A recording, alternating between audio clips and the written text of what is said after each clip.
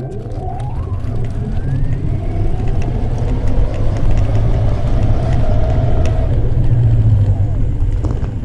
teman-teman, balik lagi di livemotor.com. Dan gimana kabar kalian hari ini? Semoga sehat selalu dan lancar rezeki ya, amin.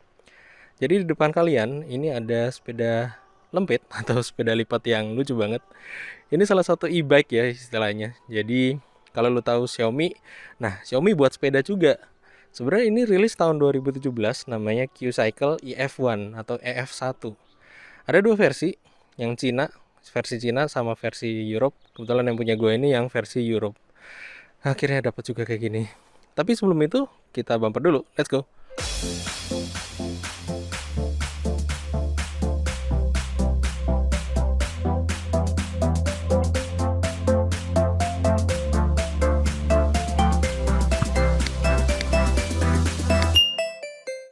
Nah, terima kasih bagi kalian yang udah subscribe, like, and share di livemotor.com. Kalau misalnya belum, silahkan tekan tombol subscribe di bawah. Jadi langsung aja, seperti yang gue bilang tadi, ini namanya Q-Cycle EF1. Itu kalau nama versi di Chinese ya, atau di Cina. Tapi kalau misalnya di Europe, itu berubah. Brandingnya jadi bukan Q-Cycle lagi. Jadi Mi Q-Cycle. Mi Q-Cycle EF1. Perbedaannya apa antara si Cina dengan yang si Europe? Sebenarnya sih banyak banget aspeknya. Yang paling jelas dari tinggi ya, karena rata-rata orang Europe itu kan gede-gede ya daripada orang Chinese. Dan mungkin cocok juga dengan gue kan tingginya 178 cm. Jadi ini tinggi banget baik itu handle post maupun seat postnya sendiri. Untuk ukurannya kayaknya ini nggak ada ukuran sih, 31.4 deh, kalau enggak 33.9. Soalnya ini gede banget sih, nggak terlalu gede dibandingkan dart gue, lebih gedean dart gue. Bedanya kalau untuk yang Chinese dia joknya itu dari Seller Royal, kalau ini dari Velo. Sama-sama empuk, enak, dan paling utama sih dari sini, dari tampilan displaynya. Nah ini gue nyalain dulu. Jadi kalau di yang Chinese ini markingnya itu Q-Cycle. Jadi Q-Cycle logonya kayak rubah gitu. Kalau di sini tulisannya Mi, ini Mi. Dan yang paling jelas sih untuk bahasanya juga. Jadi bahasa displaynya sendiri dia Inggris, kalau yang Chinese ya Chinese. Sebenarnya sih nggak ada masalah kalau untuk yang ini. Soalnya sih kalau untuk secara spesifikasi mirip-mirip. Perbedaannya dari restriksinya aja. Jadi untuk limit si Q-Cycle yang ada di Chinese, dia itu sampai 21 km per jam. Tapi dia support dengan Bluetooth, jadi bisa istilahnya kayak di hack gitulah, namanya Q-Hack ya. Untuk modifikasi sebenarnya gue nggak terlalu berani ya kalau misalnya modifikasi kayak gini, kecuali kalau misalnya lu suka untuk modifikasi atau suka tantangan, ya udah silakan modifikasi. Kalau gue sih aliran jamaah standariah ya. Oke, untuk dari handlebar aja ya, sebenarnya di sini enak banget, udah ada grip yang bentuknya kayak golok gitu. Kayaknya Velo Attune mirip-mirip sih kayak gini, karet tapi masih belum lock, jadi rada melorot kalau misalnya agak di riding lama gitu ya. Terus dapat belting juga. Dan yang menarik dia udah pakai planetary gear atau internal gear ya, dari Shimano Nexus. Tapi Shimano Nexusnya ini cuma 3 speed, jadi percepatannya cuma 3 kecepatan. Ini ya, kelebihan dari internal gear itu, jadi lu kalau misalnya mau oper gigi itu nggak perlu sambil jalan. Jadi cukup gini aja, diem, lu putar-putar gini, itu dia langsung merubah untuk yang ada rasio yang ada di sini. Kalau untuk sprocketnya sih, ini ukurannya sekitar 14 sampai untuk gear yang tertinggi, gue nggak tahu detailnya berapa. Cuma kalau yang terendah dia 14T ya. Untuk chainring ukurannya 52T, ini normal banget digunakan di seli-seli yang ukurannya 16 sih. Sebenarnya sih kalau gue pribadi agak kurang ya, karena untuk si power assist-nya sendiri dia cuma sampai untuk 25 km per jam. Dan itu untuk yang Europe version ya. Mungkin kalau misalnya lu punya Q-Cycle yang Chinese, boleh sharing dong untuk itunya berapa limitnya. Soalnya kalau misalnya gue pedaling dengan mentok ya, itu mentok paling cuma 30 km per jam, pernah 31 km per jam sih. Cuma rasanya kurang ya, harusnya sekitar 35 atau 40 gitu. Makanya ini gue lagi pesen Ini karena chainringnya itu normal, dalam artian ini chainringnya punyanya itu ya, sepeda lipat. Jadi BCD-nya dia cuma 130, jadi bisa pakai yang sepeda lipat. Paling nanti cuma ganti rantai aja sih, nambah rantai yang lebih panjang dikit gitu. Oh iya, kalau ngomongin untuk spesifikasi, jadi ini penggerak roda depan ya. Nah, penggerak roda depan dengan dayanya sampai 250 watt. Untuk kapasitas baterainya cuma 5800 mAh, jadi nggak terlalu gede-gede banget dibandingkan dengan Geely Velo. Geely Velo gua tuh masih lama cuy. Ternyata ada kemunduran dari semula 15 Desember jadi mundur 15 Januari 2021. Ya wes, sambil ditunggu kita pakai ini dulu aja ya. Nah, karena 5800 mAh, jadi klaimnya itu cuma 45 km aja untuk distance-nya. Dan kemarin gue udah coba goes ya, dari Keraksaan ke Probolinggo itu sekitar 30 kilo. Dan bener, kapasitas baterainya tinggal 1. Jadi di sini udah ada indikatornya nih. Nah, di situ kayak Xiaomi gitu deh. Kalau misalnya lu punya Mi Band, persis ini indikatornya, ada 4 titik. Mi Band ada berapa ya? 5 kalau nggak salah. Nah, ini kalau dipencet, ini ada indikatornya. Kebetulan gue baru sekitar 10 kilo, jadi baru 1 aja gitu. Yang menarik sih, paling seneng gue gini, ini gimmick tapi lucu sih. Jadi lu bisa lihat sendiri, di sini kan ada lampu depan nih, antara lampu belakang juga. Cara ngidupinnya gampang banget, tinggal ditekan aja.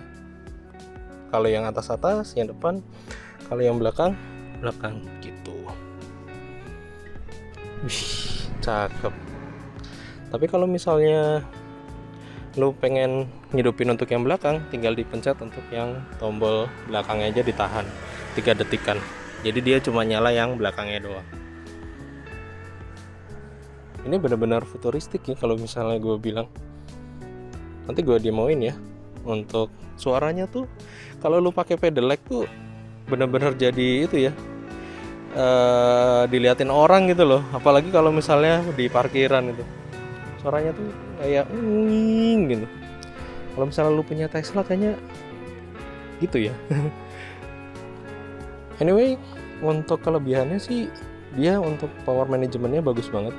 Jadi klaim yang dikasih itu sesuai gitu loh, 45 km ya 45 km, bisa lebih bisa kurang tergantung dari cara lu riding.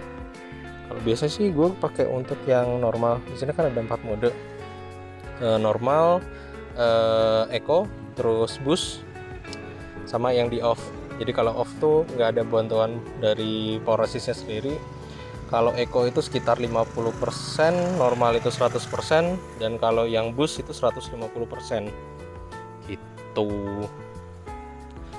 Kalau kelebihan sih ya itu tadi ya, dia ringkes. Jadi nanti gue demoin aja cara lipetannya.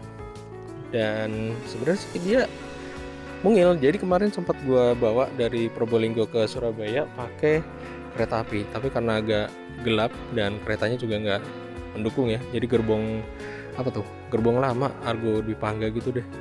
Jadi nggak sesuai kayak yang gerbong baru. Kalau yang dulu nih, gue kan sempat bawa untuk sidat ya, itu enak banget buat naruh sepeda lipat di samping gue. Tapi kalau untuk yang gerbong lama tidak suportif, meskipun ada ruang buat naruh si sepeda gitu.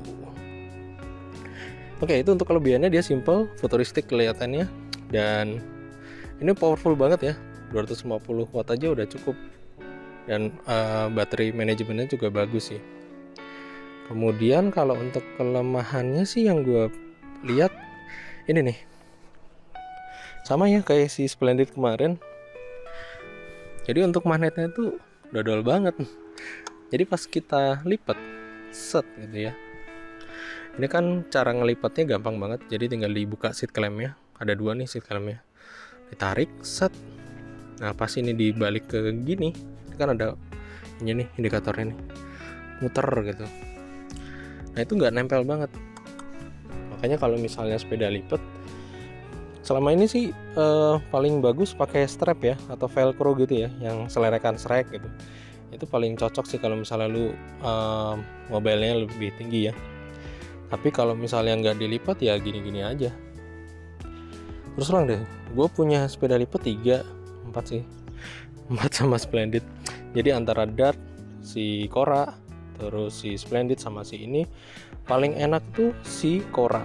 Itu nempelnya tuh bener-bener nempel raket gitu loh. Jadi bener-bener nggak bisa dipisahkan. Jadi enak istilahnya, dibawa kemana-mana juga simple. Dia juga pakai ring 349, sorry, ring 451 ya. Jadi enak banget dilihat.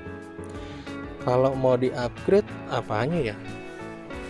Soalnya di sini kalau pakai 349 terlalu mepet untuk fognya. Meskipun kalau yang di belakang sih masih muat banyak ya.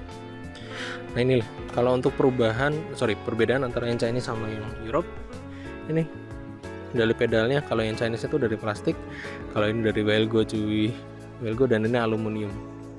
Kalau bena aluminium ya keren aja sih dilihat. Sama dia udah bearing, jadi ini loncar banget, enak banget buat di itu. Bahkan gue sempet mandiin, nyuci ya istilahnya, nyuci iseng aja sih buat muter-muterin sini. Ini loncar banget, buset. Jadi nggak usah di-upgrade untuk ini. Dan menariknya dia folding ya, jadi tinggal ditekan lebih ringkas lagi gitu. Oke, sekarang gue demoin dulu untuk cara pelipatannya. Ini posisi gue kalau 178 cm, jadi kelihatan gede banget ya, kelihatan kayak beruang sirkus nggak sih? Jadi kita matiin dulu, tadi masih dihidupin.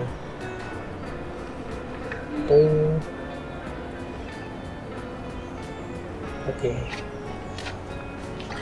Pertama, untuk pedalnya kita taruh di 90 derajat. Kedua, buka seat clampnya. Oke. Sampai dia melekat, taruh ke atas. Tutup seat clampnya. Nah, tinggal di pakai rem depan, di ke depan, tendang. Dan turunin seat clampnya.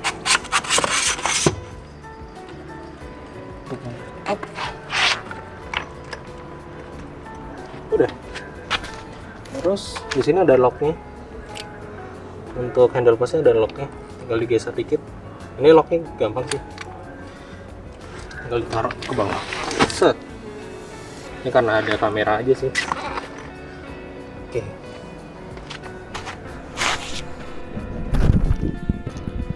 Nah kira-kira kayak gini untuk lipatannya ya. Jadi lu bisa nilai sendiri itu ringkas apa enggak.